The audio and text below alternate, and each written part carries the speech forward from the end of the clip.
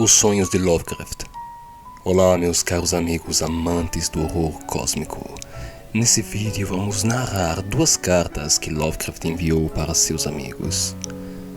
Mas antes, já peço que deixe aquele seu like e não esqueça de se inscrever no canal. O horror oriundo dos céus, de uma carta feita para Rainer Kleiner em 21 de novembro de 1920. Ontem à noite eu tivera um sonho curto, mas bem típico. Eu estava sentado na margem leste do Seekong, cerca de 1 quilômetro no final de Angel Street, e a noite tinha um quê de irreal. A maré baixou horrivelmente, iluminando paredes do rio que nunca haviam sido vistas pelo olho humano.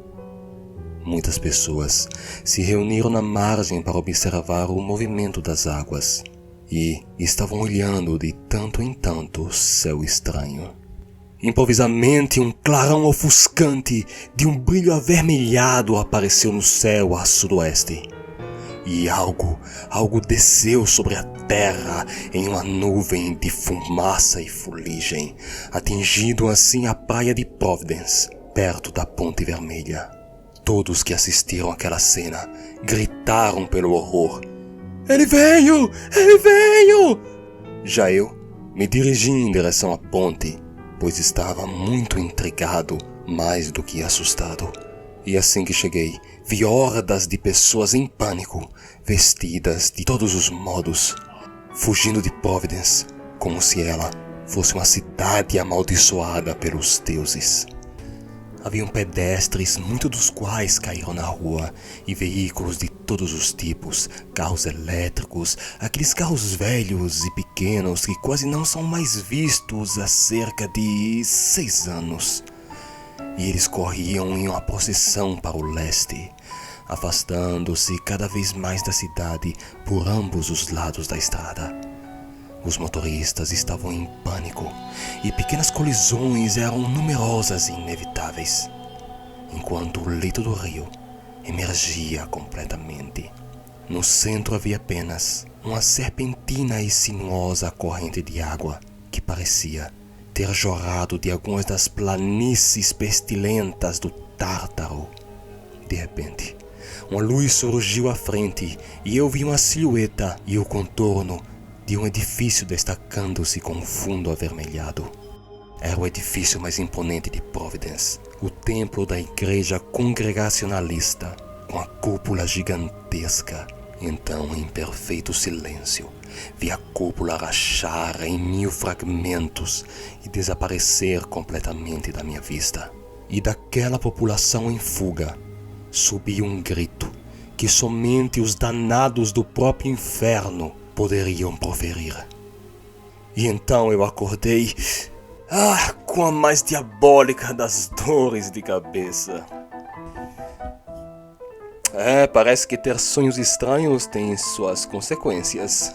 Vamos agora para a segunda carta que o nosso querido Lovecraft escreveu, sempre para Rainer Kleiner, em 21 de maio de 1920.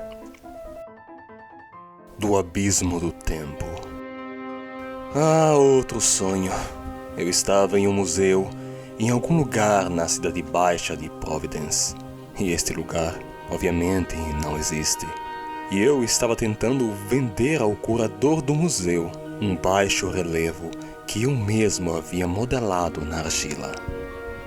E obviamente, me perguntaram se eu estava completamente louco, tentando vender algo de moderno para um museu dedicado às antiguidades.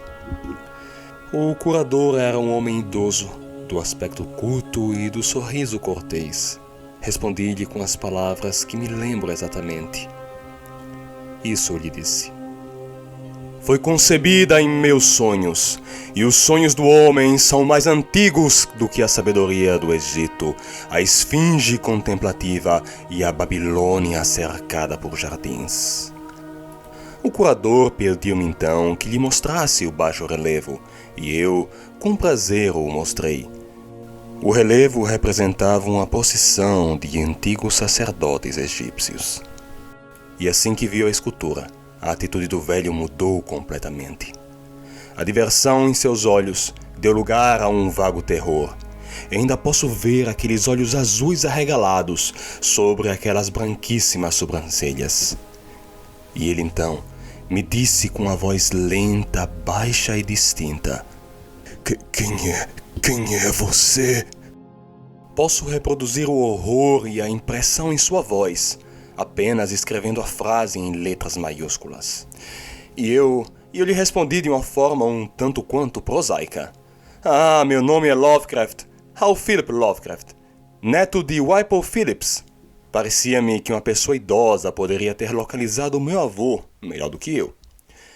Mas ele me respondeu com impaciência: Não isso! Antes disso! Antes! Eu disse a ele que não tinha outra identidade, exceto em meus sonhos.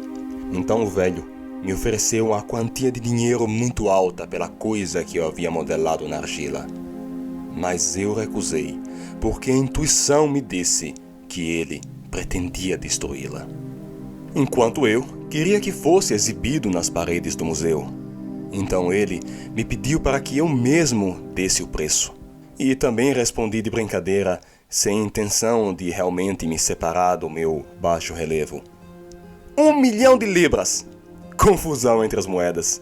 Para meu espanto, o velho não riu, mas parecia perplexo, espantado e assustado. Então respondeu com a voz trêmula: Me ligue em 1 semana, por favor. Vou questionar a diretoria. E este é o fim.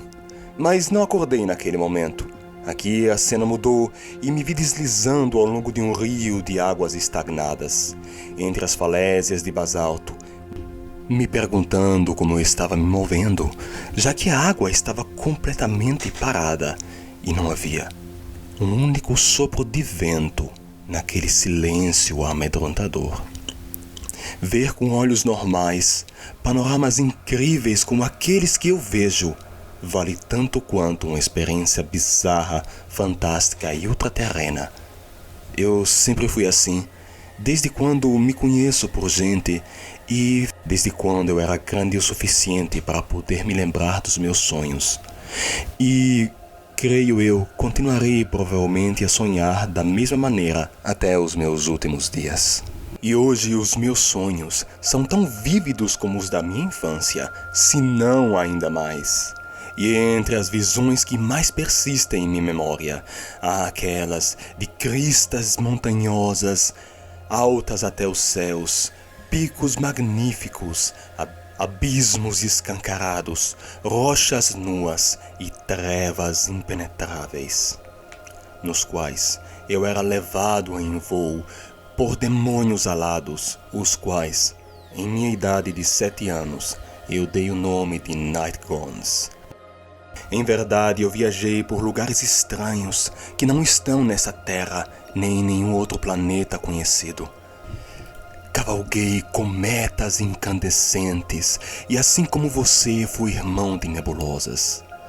E até mesmo os seus arrebatamentos noturnos que me contastes são fenômenos singulares. E o que mais você conseguiu ver? Quais foram aqueles panoramas tão estranhos que você contemplou, ao ponto que tiveram que ser cancelados de sua mente, graças a um oblio misericordioso? Certamente existem mundos além dos confins do espaço que nenhum homem jamais viu, mundos escuros que não são esféricos e nem de qualquer outra forma, mas que são vivos, e deles nenhum viajante do universo dos sonhos jamais trouxe uma memória, exceto um, mas era louco e não poderia ser entendido. Foram talvez estes os mundos que você também visitou? Realmente eu não entendo como você não possa ser sensível a este fascínio do irreal e essas estranhas fusões da fantasia humana. Elas são reais, no sentido de fenômenos reais, assim como as paixões, os pensamentos e os instintos da normal vida do dia a dia. Há, porém, uma exaltação vertiginosa em olhar aquele mundo para nós conhecido. Fixamos a vista em abismos insondáveis. e nos vem uma excitação obsessiva em pensar sobre o misterioso e o horrível. Mas, mudando de assunto, ontem à noite eu recebi uma visita que me deu uma boa ideia para uma boa história. Era um jovem peludo, quadrúpede, com um casaco preto, luvas e sapatos brancos e uma mancha branca em seu nariz, e uma na ponta da cauda. Ele sentou na cadeira ao meu lado e começou a roronar de forma muito inspiradora. Então, permiti que a minha fantasia considerasse a antiguidade de sua raça e de seus ancestrais. Sabe, eu sou muito apegado à sua espécie, assim como eu lhe contei sem dúvidas mais de uma vez. E enquanto eu estava olhando para ele, pensei assim: o gato é a alma do Egito antigo, portador das lendas de impérios já esquecidos, para Moroê e Ofirê, e é o irmão de sangue do Senhor da Selva e o herdeiro dos segredos da África. Antigo e sinistro, a esfinge é a sua prima e fala a sua língua, mas ele é mais antigo que a esfinge e lembra o que ela tem esquecido. E assim, enquanto eu refletia, um enredo começou a tomar forma em minha mente. Um enredo simples, mas assustador. E um dia espero que tome a forma de uma história. Acho que vou chamá-la Os Gatos de Ulthar. Estou apenas começando a entrar nesse mundo da fantasy literária.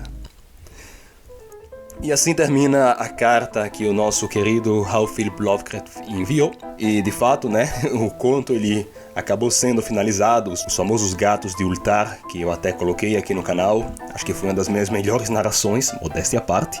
Essa aqui nem tá tão boa assim. Se vocês querem que eu traga mais cartas de Lovecraft, já que não creio que outras pessoas aqui, pelo menos no YouTube, tragam esse conteúdo para vocês, assim como eu fui o primeiro a trazer o templo, Irei me dedicar para trazer alguns outros contos, tenho muitos interessantes para mostrar a todos. E cada vez que eu entro e vejo os vossos comentários, é o que me dá aquela inspiração para voltar a fazer uma nova narração. Então agradeço a todos que comentam os vídeos e agradeço ainda mais àqueles que compartilham para pelo menos um exíguo número de visitantes. Nos vemos no próximo conto.